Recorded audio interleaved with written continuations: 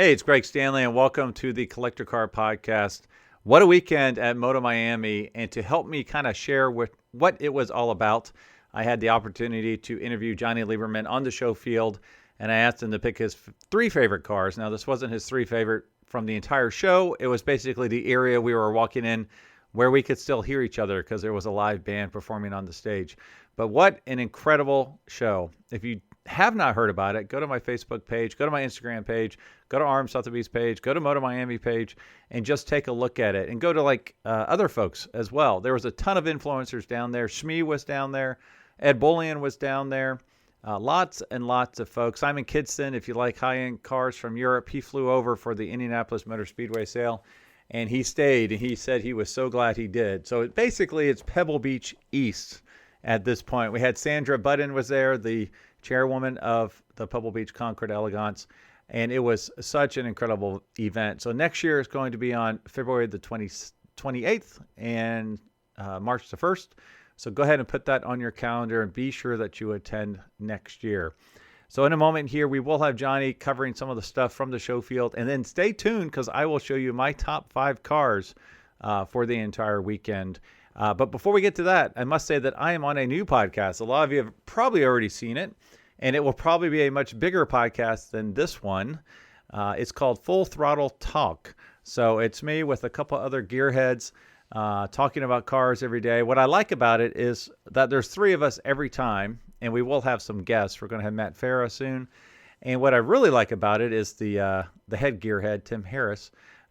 He seems to know a lot about how to get the word out, how to do stuff that's trending, how to use the right keywords, tag words.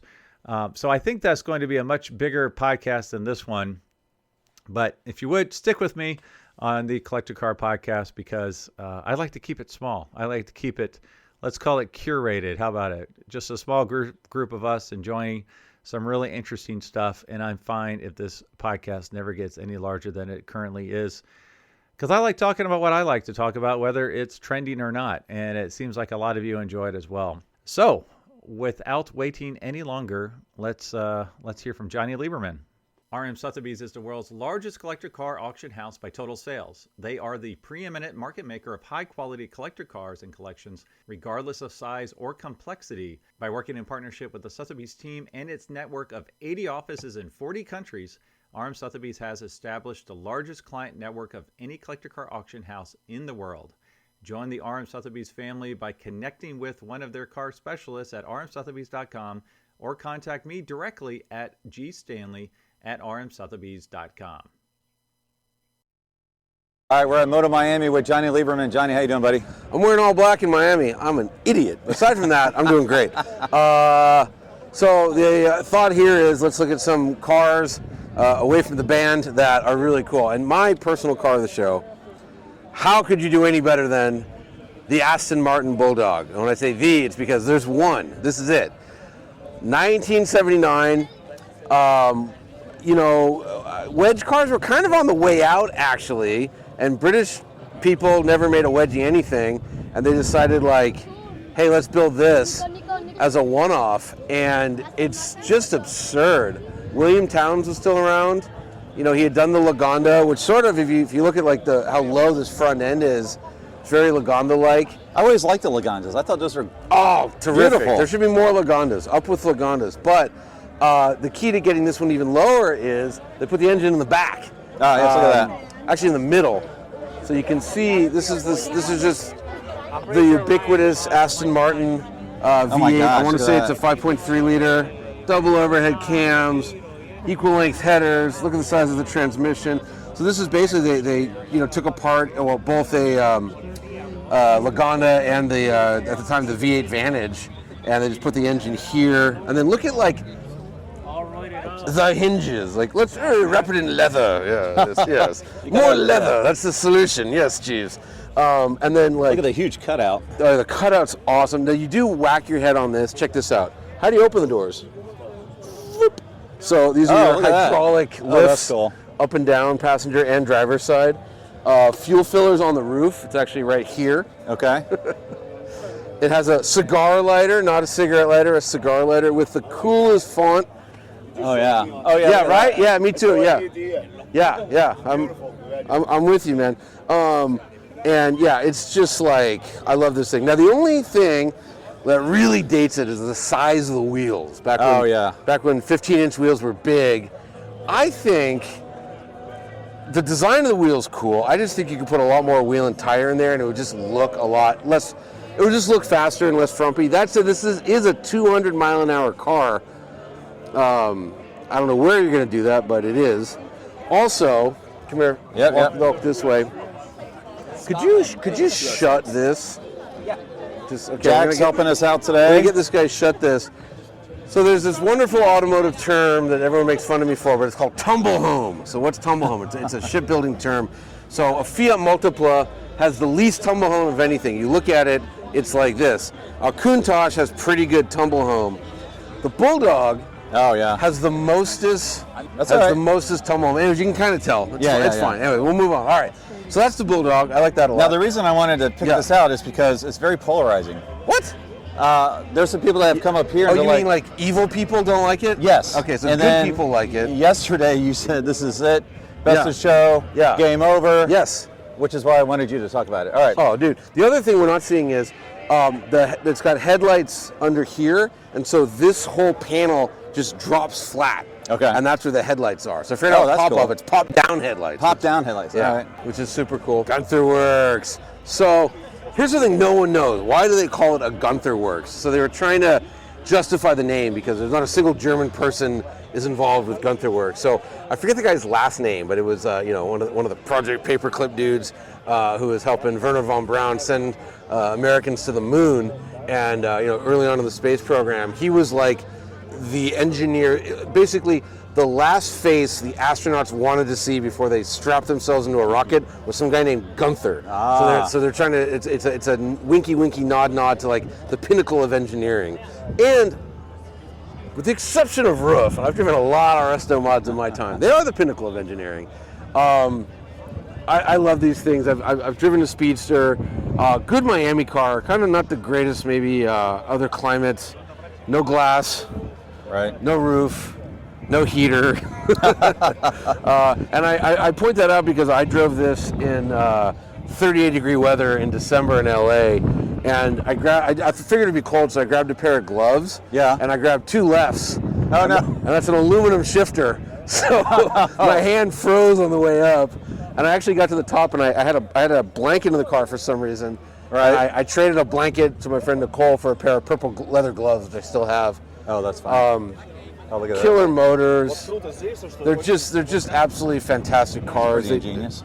Yeah. Is that for the luggage? You could, it's the McLaren you can put in the Elva. I think you can put a helmet back there. Yep. Yeah, this is for I think it's for like a squirt bottle and a rag. But what's the approximate horsepower you think? I know they got the NA crazy motor, stuff. Yeah, so this was the NA motor, so probably like 430. I think Gamroth builds these. But just look at the meticulousness of it. Look at like how just the shocks, how they do that. Absolutely fantastic. Everything's carbon fiber, and it's not just a 911. Like if you actually look at it, they really redesigned the front of the car. To me, I see a lot of Carrera GT. Yeah. I don't know if I'm supposed to say it, but they actually hired one of the American guys who designed the Carrera GT to do the body work on these.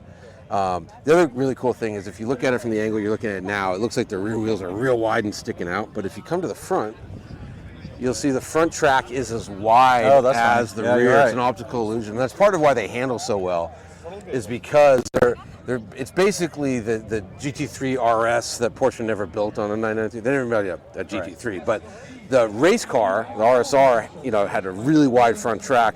It's the same rack in all 993s. They just actually made a street car that takes advantage of it. Okay. So super cool. The turbo, the mule. I've only driven the mule. Yes. Best car car or something. It rolled, but lots of cars roll. But best car I've ever driven.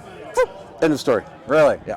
So if you had, let's call it 1.5 million, you're getting a roof, you're getting a Gunther Werks, you're getting a Singer. Not getting a Singer. Boy. So I've only driven the roof SCR, which is the NA 500 horsepower one. I would like to drive the CTR, the turbo. roof and get back to you. Right now it's Gunther.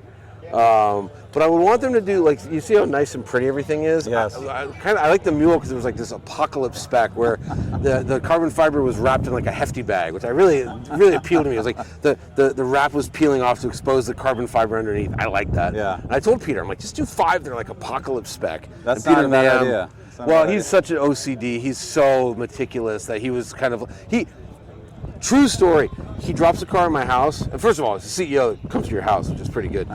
Second of all, he drops the car off. He goes, I'm sorry it looks like this. Please don't take any pictures of it. Right. And I'm like, I won't say what I said because this could be families watching this, but I said, are you bleeping nuts? Right. Like, I'm going to take pictures of it. He's like, I really wish you didn't. I'm like, you're out of your mind, bro. Like, Yeah. I'm taking pictures. And I love that car. I mean, that was the car. And now the production one's out, which I'm driving in like 2 or 3 weeks. So pretty excited. So we're going to talk about a third car here. We're walking up to a row of really interesting Ferraris. Yeah, but one in particular is much more interesting. Yeah. This is a Ferrari F40 LM GTC. So this was an evolution of the LM. They did a GTC. After that, they did a GTE. I don't know the difference, but they added extra NACADUCs.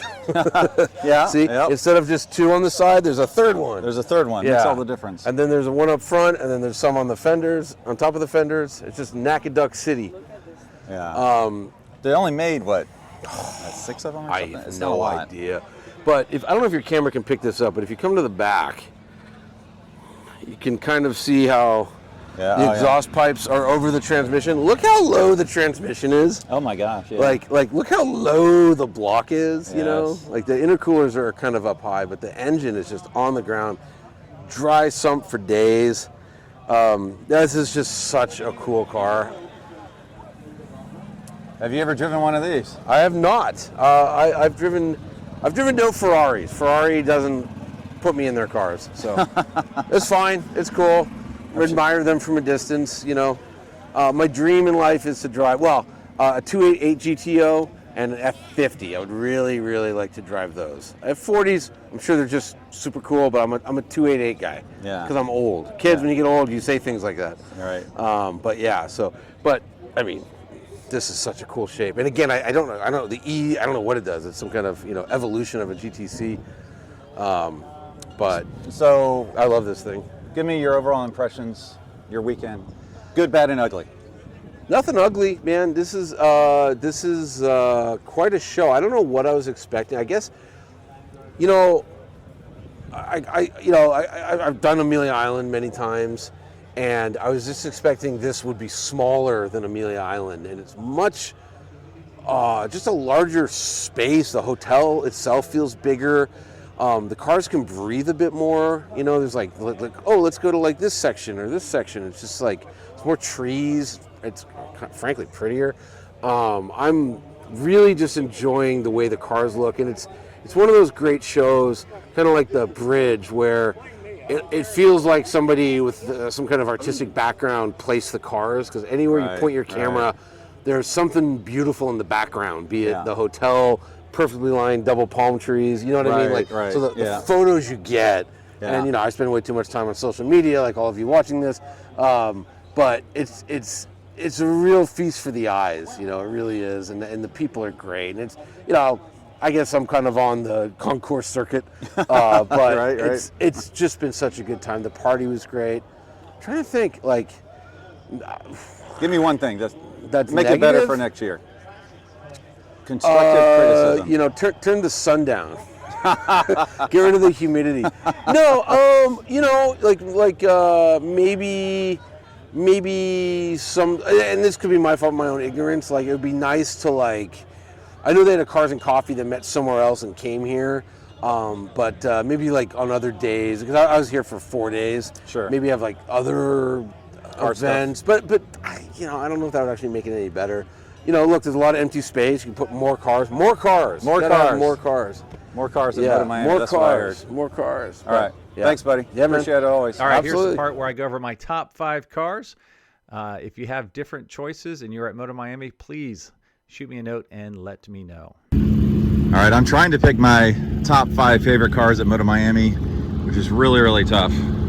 But this is one of them. 1931 Mercedes-Benz SSK Sports Roadster. Now this one it was repainted in 1940, but otherwise it's all original. It's got a straight six supercharged, and I absolutely love the patina on this thing. It's out of a collection up in Maine, but a really, really cool car. So you'll see in a minute why this is so difficult to pick cars here. If you thought you heard a cat meow just now, that is actually a parrot that likes to meow. So yeah, so this is one of my top 5. All right, so this choice is really tough. I wanted to pick a Duesenberg. I'd love to have a 4-seat Phaeton. Duesenbergs were the fastest cars in the 20s and the 30s. So 2 decades, they were the world's fastest car. But I'm gonna have to switch my vote to a Mercedes Gullwing.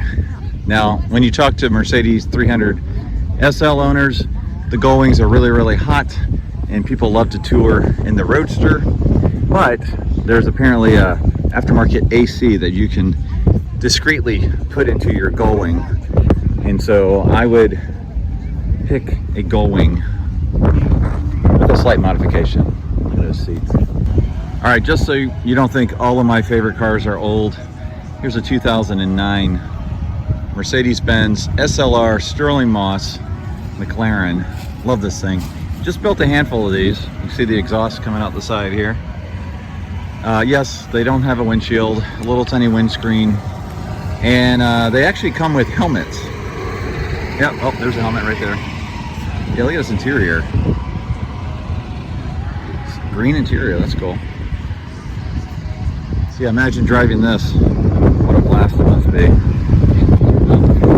So if I have this correct, these were not legal in the US initially, and I believe you can get them federalized, but it's a process, which is why you don't see many of them.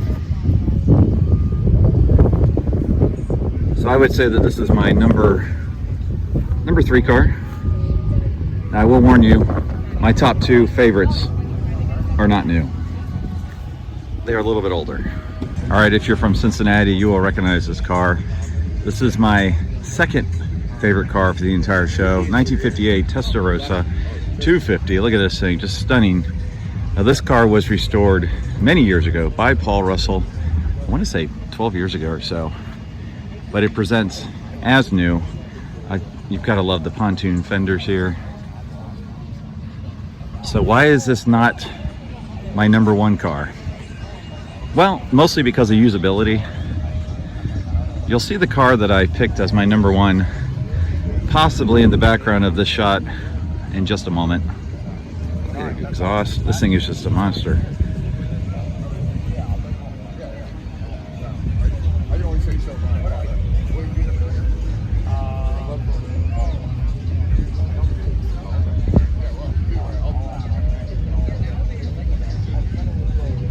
All right, here's a hint as far as my actual favorite car of this entire show.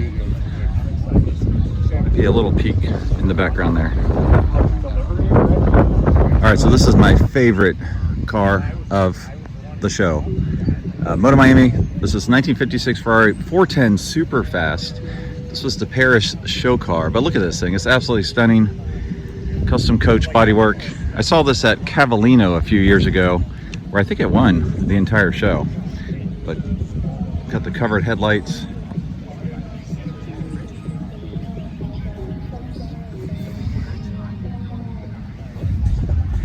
I would pick this one as the best of show myself. We'll see where it shakes out. Super fast. So it's Sunday morning, still fairly quiet. You can hear they started the music.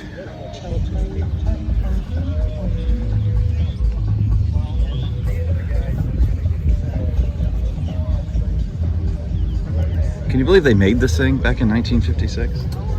Pretty crazy.